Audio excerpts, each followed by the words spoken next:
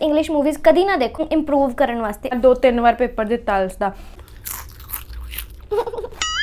ਹੁੰਦਾ ਸੀ ਨਾ ਥੋੜਾ ਲਾਲਚ, 4 ਬੈਂਡ ਮਿਲਦੇ ਸੀ, 3.5 ਬੈਂਡ ਵੀ ਮਿਲਦੇ ਸੀ।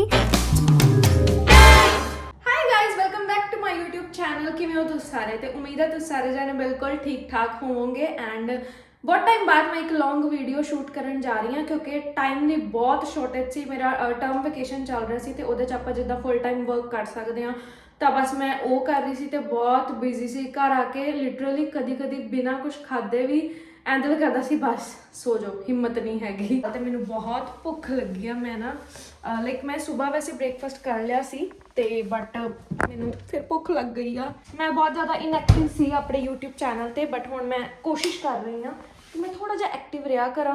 ਮੈਂ ਦੀਦੀ ਹੋਰਾਂ ਕੋਲ ਰਹਿੰਦੀ ਹਾਂ ਤੇ ਇੱਥੇ ਉਹਨਾਂ ਦੀ ਬੇਟੀ ਆ, ਉਹਦੇ ਟੋਇਜ਼ ਆ ਸਾਰੇ। ਆ ਦੇਖੋ, like they are so cute, but ਅੱਧੇ ਪਚੱਧੇ ਟੁੱਟੇ ਹੋਏ ਆ ਟੋਇਜ਼। ਮਤਲਬ ਆ ਬੇਬੀ ਜਾ ਹੈ ਨਾ, ਇਹਦੀ ਛੋਟੀ ਜਿਹੀ ਪ੍ਰੈਨ ਹੈ। ਸੋ ਇਟਸ ਮਤਲਬ ਕਿਊਟ, ਮੇਰਾ ਦਿਲ ਲੱਗਾ ਰਹਿੰਦਾ ਉਹਦੇ ਨਾਲ। ਇੱਥੇ ਲਾਈਟਿੰਗ ਸਹੀ ਆ। ਸੋ ਗਾਇਜ਼, ਆਪਾਂ ਆਪਣੇ ਮੇਨ ਟੌਪਿਕ 'ਤੇ ਆਉਂਦੇ ਹਾਂ ਜੋ ਕਿ ਹੈਗਾ ਆਇਲਸ। ਮੈਂ ਆਪਣੇ ਆਇਲਸ ਕਿੱਦਾਂ ਕਲੀਅਰ ਕੀਤੀ, ਕਿੱਦਾਂ ਆਪਾਂ ਕਲੀਅਰ ਕਰ ਸਕਦੇ ਹਾਂ ਇੱਕ ਇਫੈਕਟਿਵ ਵੇ ਦੇ ਨਾਲ ਅਗਰ ਤੁਸੀਂ ਅੱਛੇ ਬੈਂਡਸ ਲੈਣੇ ਨੇ। ਸਭ ਤੋਂ ਪਹਿਲਾਂ ਦੇਖੋ, ਸਾਰਿਆਂ ਨੂੰ ਪਤਾ ਆਇਲਸ ਇੱਕ ਇੰਗਲਿਸ਼ ਲੈਂਗੁਏਜ ਦਾ ਟੈਸਟ ਹੁੰਦਾ ਜਿਹੜਾ ਆਪਾਂ ਫੋਰਨ ਯੂਨੀਵਰਸਿਟੀਜ਼ ਜਾਂ ਕਾਲਜਿਸ ਦੇ ਵਿੱਚ ਐਡਮਿਸ਼ਨ ਲੈਣ ਲਈ ਆਪਾਂ ਨੂੰ ਜ਼ਰੂਰੀ ਹੁੰਦਾ ਹੈ। ਇਹ ਇੰਪੋਰਟੈਂਟ ਨਹੀਂ ਆ ਜਿਹੜਾ ਆਇਲਸ ਕਰ ਰਿਹਾ ਹਰ ਉਹ ਬੱਚਾ ਬਾਹਰ ਜਾਣਾ ਚਾਹੁੰਦਾ, ਕੈਨੇਡਾ ਜਾਣਾ ਚਾਹੁੰਦਾ, ਆਸਟ੍ਰੇਲੀਆ, UK, ਕਿਤੇ ਵੀ। ਮਤਲਬ ਕਦੀ ਮਜਬੂਰੀਆਂ ਹੁੰਦੀਆਂ ਨੇ ਹੈ ਨਾ ਕਿਸੇ ਦੀਆਂ, ਕਿ ਆਇਲਸ ਕਰਕੇ ਆਪਾਂ ਸੋਚਦੇ ਹਾਂ ਵੀ ਆਪਾਂ ਕਿਸੇ ਇੰਸਟੀਟਿਊਟ 'ਚ ਪੜ੍ਹਾਉਣ ਲੱਗ ਜਾਂਗੇ ਕਿਉਂਕਿ ਅੱਜ ਕੱਲ੍ਹ ਸਾਰੇ ਪ੍ਰੋਫੈਸ਼ਨ ਇੰਨੇ ਡਾਊਨ ਜਾ ਰਹੇ ਨੇ। ਮੈਂ BSc ਨਰਸਿੰਗ ਕੀਤੀ ਆ ਤੇ ਮੈਂ ਖੁਦ ਇਹ ਪ੍ਰੈਫਰ ਕੀਤਾ ਆਇਲਸ ਕਰਕੇ ਮੈਂ ਟੀਚ ਕਰਨਾ ਸ਼ੁਰੂ ਕੀਤਾ ਬਿਕੋਜ਼ ਇੰਨੀ ਵੈਲਿਊ ਹੀ ਨਹੀਂ ਹੈਗੀ ਉੱਥੇ ਨਰਸਿੰਗ ਦੀ। ਮਤਲਬ ਹਰ ਦਿਨ ਕੋਈ ਨਾ ਕੋਈ ਸਟ੍ਰਾਈਕ ਹੁੰਦੀ ਆ, ਸੈਲਰੀਜ਼ ਨਹੀਂ ਹੈਗੀਆਂ, ਇਹ ਉਹ। ਮੈਂ ਆਇਲਸ ਦਾ ਪੇਪਰ ਦਿੱਤਾ ਸੀ, ਕਦੋਂ ਦਿੱਤਾ ਸੀ? ਹਾਂ, ਮੈਂ ਆਇਲਸ ਦਾ ਦਿੱਤਾ ਸੀ 29 ਅਪ੍ਰੈਲ ਨੂੰ।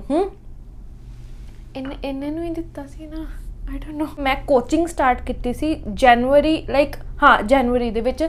ਦਸੰਬਰ ਦੇ ਵਿੱਚ ਮੈਂ ਡੈਮੋ ਕਲਾਸਿਸ ਲੈ ਲਈਆਂ ਸੀ। But to be very honest, ਮੈਂ ਪੜ੍ਹਨਾ ਐਕਚੁਅਲੀ ਸ਼ੁਰੂ ਕੀਤਾ ਆ ਮਾਰਚ ਦੀ ਸਟਾਰਟਿੰਗ, ਫੈਬ ਦੇ ਐਂਡ ਜਿਹਦੇ ਵਿੱਚ ਮੈਂ ਪੜ੍ਹਨਾ ਐਕਚੁਅਲੀ ਸ਼ੁਰੂ ਕੀਤਾ ਕਿਉਂਕਿ ਉਦੋਂ ਪਤਾ ਸੀ ਵੀ ਹਾਂ ਹੁਣ ਪੇਪਰ ਦੇਣਾ, ਹੁਣ ਪੇਪਰ ਸਿਰ 'ਤੇ ਆ। ਉਦੋਂ ਪਹਿਲਾਂ ਲਾਈਕ ਜਿੱਦਾਂ ਮੇਰੇ ਐਗਜ਼ਾਮ ਖਤਮ ਹੋਏ, ਸ਼ੂਟ ਵਗੈਰਾ ਚੱਲਦੇ ਸੀ ਤਾਂ ਮੈਂ ਸ਼ੂਟ ਨੂੰ ਮਨਾ ਨਹੀਂ ਕਰਦੀ ਹੁੰਦੀ ਸੀ। ਮੈਂ ਕਿਹਾ ਸੀ ਪੜ੍ਹ ਲਾਂਗੇ, ਕੋਈ ਗੱਲ ਨਹੀਂ। ਮੈਂ ਸ਼ੂਟ ਮਤਲਬ ਉਦੋਂ ਹੁੰਦਾ ਸੀ ਨਾ ਥੋੜਾ ਲਾਲਚ। ਤੇ ਮੇਰੇ ਲਿਸਨਿੰਗ ਦੇ ਵਿੱਚੋਂ ਸੀ 7.5, ਰੀਡਿੰਗ 'ਚੋਂ ਮੇਰੇ 6.5, ਸਪੀਕਿੰਗ 'ਚੋਂ 7 ਤੇ ਰਾਈਟਿੰਗ 'ਚੋਂ ਮੇਰੇ 6, ਜੋ ਕਿ ਮੇਰੇ ਲਈ ਬਹੁਤ ਮਾੜੀ ਗੱਲ ਹੈ। ਰਾਈਟਿੰਗ ਇੰਨੀ ਅੱਛੀ ਹੋ ਗਈ ਸੀ।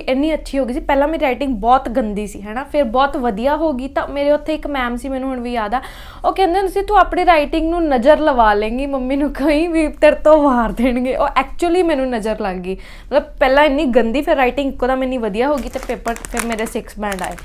ਉਹ ਕਿਉਂ? ਮੇਰਾ ਜਿਹੜਾ ਟੌਪਿਕ ਸੀ ਨਾ, ਉਸ 'ਚ ਕੁਐਸਚਨ ਦੇ ਵਿੱਚ ਹੀ ਆਨਸਰ ਦੇ ਰੱਖਿਆ ਸੀ, ਉਹਨੂੰ ਮੋਲਡ ਕਰਕੇ ਫਿਰ ਉਹ ਤੋਂ ਕੁਐਸਚਨ ਪੁੱਛ ਰੱਖਿਆ ਸੀ।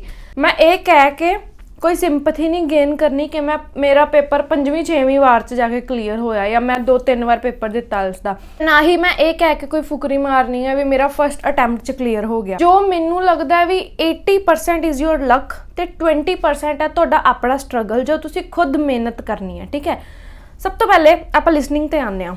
ਲਿਸਨਿੰਗ ਦੀ ਮੈਂ ਗੱਲ ਕਰਾਂ, ਜੋ ਮੇਰੇ ਨਾਲ ਹੁੰਦਾ ਸੀ, ਬ੍ਰਿਟਿਸ਼ ਐਕਸੈਂਟ ਵਾਜ਼ ਲਾਈਕ ਬਸ ਉੱਪਰੋਂ ਹੀ ਜਾਂਦਾ ਸੀ ਸਭ ਕੁਝ।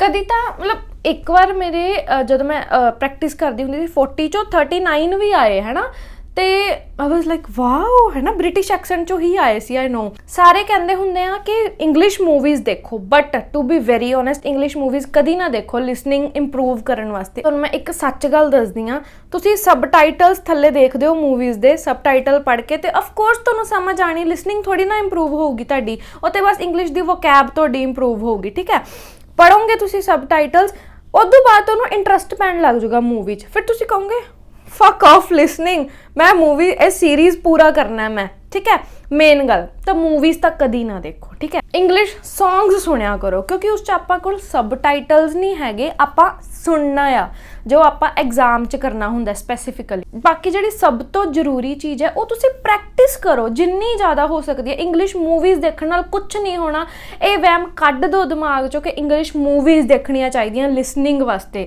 ਨੋ, ਇਟ ਲਿਸਨਿੰਗ ਮਤਲਬ ਇੱਕ ਬਹੁਤ ਈਜ਼ੀ ਮੰਨਿਆ ਜਾਂਦਾ ਹੈ ਨਾ ਜਿਹੜਾ ਮੋਡਿਊਲ ਹੈ ਆਪਣਾ, ਬਟ ਲਿਸਨਿੰਗ 'ਚ ਬਹੁਤ ਬੱਚੇ ਰਹਿ ਜਾਂਦੇ ਨੇ। ਕੁਝ ਇਹ ਦਿੱਕਤ ਆਉਂਦੀ ਹੈ ਉੱਥੇ ਜਦੋਂ ਆਪਾਂ ਐਗਜ਼ਾਮ ਹਾਲ 'ਚ ਬੈਠੇ ਹੁੰਦੇ ਹਾਂ, ਆਪਣੇ ਹੈਡਸੈਟਸ 'ਚ ਪ੍ਰੋਬਲਮ ਆਉਂਦੀ ਹੈ।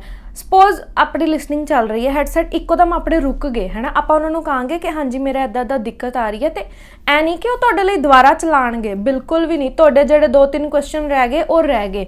ਲਿਟਰਲੀ ਮੇਰਾ ਮਤਲਬ ਪੇਪਰ ਸਟਾਰਟ ਹੋਣ ਤੋਂ ਪਹਿਲੇ ਇੱਦਾਂ ਹੋਇਆ ਸੀ, ਇੱਕ ਮੇਰਾ ਖਰਾਬ ਨਿਕਲਿਆ, ਦੂਜੀ ਵਾਰ ਫਿਰ ਉਹ ਕਟ ਇੱਦਾਂ ਜਿੱਦਾਂ ਹੁੰਦਾ ਨਾ ਸਪੀਕਰ 'ਚ ਪ੍ਰੋਬਲਮ ਹੁੰਦੀ ਹੈ, ਇੱਦਾਂ ਆ ਰਿਹਾ ਸੀ। ਤੇ ਬਟ ਹੋਪਫੁਲੀ ਮੇਰਾ ਐ ਲਾ ਲਓ ਵੀ ਇੱਕ ਅੱਧਾ ਕੁਐਸਚਨ ਮੇਰਾ ਰਹਿ ਗਿਆ ਸੀ ਪਹਿਲੇ ਵਾਲਾ ਹੈ ਨਾ, ਬਟ ਉਦੋਂ ਬਾਅਦ ਜਿੱਦਾਂ ਆਪਾਂ ਥੋੜਾ ਸਟੋਰੀ ਸੁਣਦੇ ਹਾਂ ਉਹ ਪਤਾ ਲੱਗ ਜਾਂਦਾ ਨਾ ਆਪਾਂ ਨੂੰ, ਤਾਂ ਮੇ ਵੀ ਪਤਾ ਨਹੀਂ ਉਹ ਠੀਕ ਸੀ ਗਲਤ ਸੀ, ਮੈਨੂੰ ਨਹੀਂ ਪਤਾ। ਦੂਜਾ ਨੰਬਰ ਆਪਾਂ ਆਉਂਦੇ ਹਾਂ ਰੀਡਿੰਗ ਤੇ।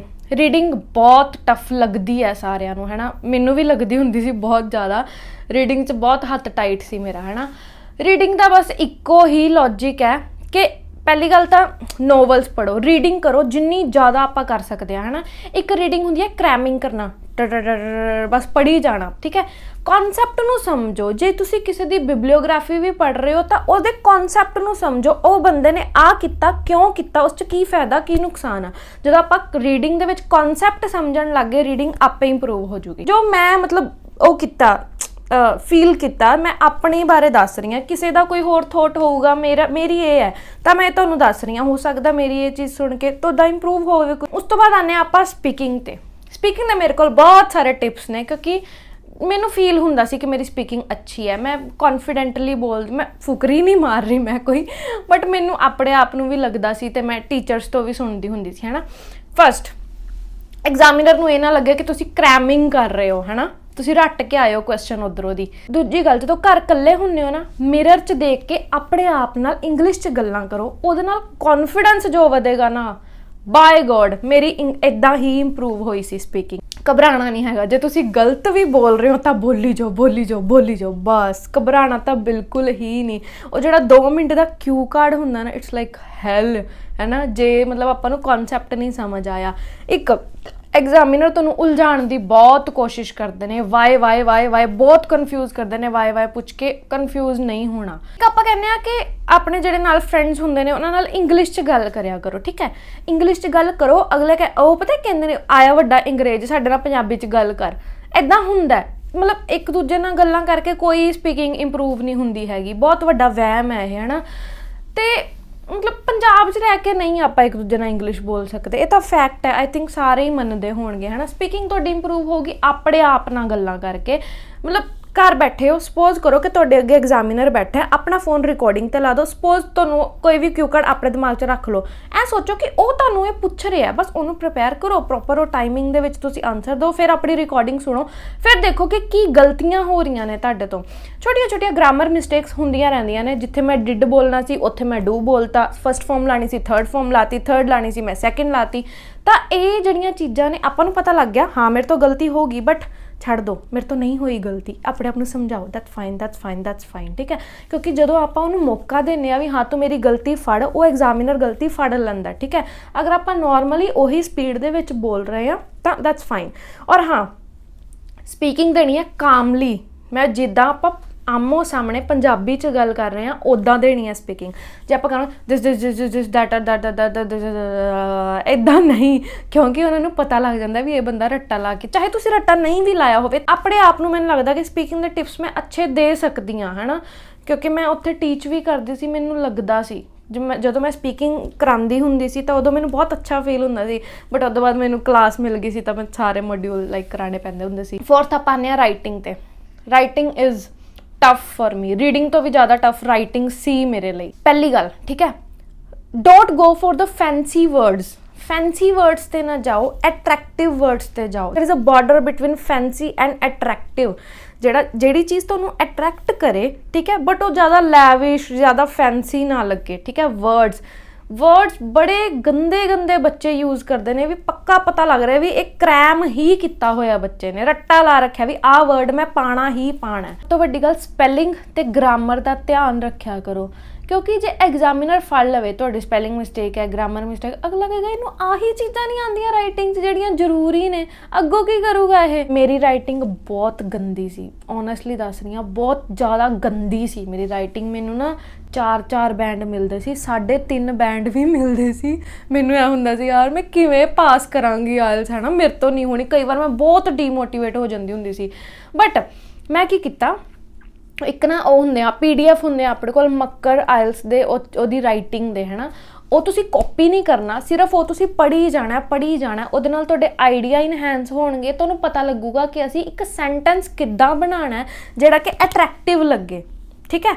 ਤੇ ਉਹ ਬਸ ਮੈਂ ਸੱਚੀ ਦੱਸਾਂ ਮੈਂ ਸਿਰਫ ਇਹੀ ਕੀਤਾ ਸੀ। ਮੈਂ ਮੱਕੜ ਦੀ ਜਿਹੜੀ ਆਇਲਸ ਵਾਲਾ PDF ਹੈ ਨਾ ਰਾਈਟਿੰਗ ਦਾ ਮੈਂ ਉਹੀ ਪੜ੍ਹਦੀ ਹੁੰਦੀ ਸੀ ਰਾਤੀ ਸੌਣ ਲੱਗੇ ਪੜ੍ਹਨਾ ਹੈ ਨਾ ਫਿਰ ਸਵੇਰੇ ਉੱਠ ਕੇ ਛੁੱਟੀ ਵਾਲੇ ਦਿਨ ਪੜ੍ਹਨਾ ਜਦੋਂ ਮੌਕ ਟੈਸਟ ਹੁੰਦਾ ਸੀ ਉਹ ਮਤਲਬ ਜਾਣ ਤੋਂ ਪਹਿਲੇ ਪੜ੍ਹਨਾ ਕਾਫੀ ਸਾਰੇ ਆਈਡੀਆਜ਼ ਮਿਲ ਜਾਂਦੇ ਆ ਉਹ ਤੋਂ ਆਪਾਂ ਨੂੰ।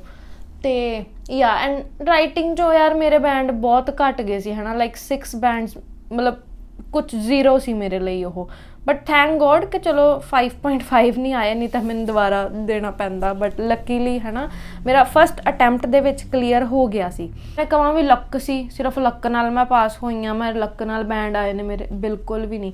मेहनत भी मैटर करती है ना क्योंकि जो मेरा हाल पहला सी राइटिंग दा कुछ भी नहीं सी है ना रीडिंग भी मेरी सौ ही सी ਤੇ ਮੈਂ ਸ਼ੂਟ ਤੇ ਚਲੀ ਜਾਂਦੀ ਹੁੰਦੀ ਸੀ ਮੈਂ ਛੁੱਟੀਆਂ ਕਰ ਲੈਂਦੀ ਸੀ ਯੂਨੀ ਤੋਂ ਕਹਿ ਰਹੀ ਹਾਂ ਇੰਸਟੀਟਿਊਟ ਤੋਂ ਤੇ ਉਵੇਂ ਮੈਂ ਨਹੀਂ ਕਰ ਸਕਦੀ ਸੀ ਆਇਲਸ ਕਲੀਅਰ ਹੈ ਨਾ। ਮੈਨੂੰ ਐਵੇਂ ਸੀ ਮੈਂ ਸ਼ੂਟ ਵੀ ਕਰੀ ਚੱਲਾਂ ਤੇ ਮੈਂ ਇੰਸਟੀਟਿਊਟ ਵੀ ਜਾਵਾਂ ਮੇਰੀ ਆਇਲਸ ਵੀ ਕਲੀਅਰ ਹੋ ਜੇ ਬਟ ਫਿਰ ਮੈਨੂੰ ਮੇਰੇ ਮੈਮ ਨੇ ਸਮਝਾਇਆ ਕਿ ਨਹੀਂ ਐਦਾਂ ਨਹੀਂ ਹੈ ਨਾ ਵੀ ਛੁੱਟੀਆਂ ਨਹੀਂ ਲੈਣੀਆਂ ਚਾਹੀਦੀਆਂ। ਫਿਰ ਕੀ ਹੋਇਆ ਇੱਕ ਵਾਰ ਮੈਂ ਸੋਚਿਆ ਯਾਰ ਜੇ ਮੇਰੇ ਆਇਲਸ ਨਾ ਕਲੀਅਰ ਹੋਈ ਉਹ 15,000 ਮੇਰਾ ਵੇਸਟ ਉਹ 15,000 ਮੈਨੂੰ ਫਿਰ ਲਾਣਾ ਪਊਗਾ ਮੇਰੀ ਆਇਲਸ 30,000 'ਚ ਪੈ ਜੂਗੀ। ਉਸ ਦਿਨ ਮੈਂ ਸੋਚ ਲਿਆ ਯਾਰ ਇਹ ਜਿੰਨੇ ਕਮਾਣੇ ਨੇ ਨਾ ਮੇਰੇ ਉਹ ਨਿਕਲ ਹੀ ਨਾ ਜਾਣ ਤਾਂ ਬੈਟਰ ਹੈ ਕਿ ਮੈਂ ਪੜ੍ਹ ਲਾਂ ਪਹਿਲੇ ਹੈ ਨਾ। ਫਿਰ ਮੈਨੂੰ ਇੱਦਾਂ ਸੀ ਕਿ ਮੈਂ ਇੱਕ ਵਾਰ ਆਇਲਸ ਕਰ ਲਾਂ ਫਿਰ ਮੈਂ ਸ਼ੂਟ ਕਰਾਂਗੀ ਜਾਂ ਕੁਛ ਵੀ ਜੋ ਵੀ ਮੈਂ ਜੋਬ ਕਰਨੀ ਆ ਫਿਰ ਮੈਂ ਕਰਾਂਗੀ। ਤੇ ਮੇਰਾ ਬਾਹਰ ਜਾਣ ਦਾ ਵੀ ਇੱਦਾਂ ਨਹੀਂ ਸੀ ਮੇਰੀ ਆਇਲਸ ਹੋਈ ਮੇਰਾ ਫਾਈਲ ਲੱਗ ਗਈ ਮਤਲਬ ਬਹੁਤ ਪ੍ਰੋਬਲਮਸ ਆਈਆਂ ਨੇ ਪਹਿਲਾਂ ਮੇਰਾ ਸੈਪਟੈਂਬਰ ਇਨਟੇਕ ਸੀ ਚਲੋ ਕਹਾਣੀ ਮੈਂ ਫਿਰ ਦੱਸਾਂਗੀ। ਐਂਡ ਯਾ that's it for today's video ਵਧੀਆ ਲੱਗੀ ਤਾਂ ਲਾਈਕ ਕਮੈਂਟ ਸ਼ੇਅਰ ਜ਼ਰੂਰ ਕਰ ਦਿਓ। ਮੈਂ ਉਮੀਦ ਕਰਾਂਗੀ ਕਿ ਮੈਂ ਹੁਣ ਐਕਟਿਵ ਰਿਹਾ ਕਰਾਂ YouTube ਤੇ ਬਹੁਤ ਜ਼ਿਆਦਾ ਇਨਐਕਟਿਵ ਹੋ ਚੁੱਕੀ ਸੀ ਕਿਉਂਕਿ ਮੈਂ ਮਿਲਦੇ ਹਾਂ ਫਿਰ ਆਪਾਂ ਨਵੀਂ ਵੀਡੀਓ 'ਚ till then okay bye take care.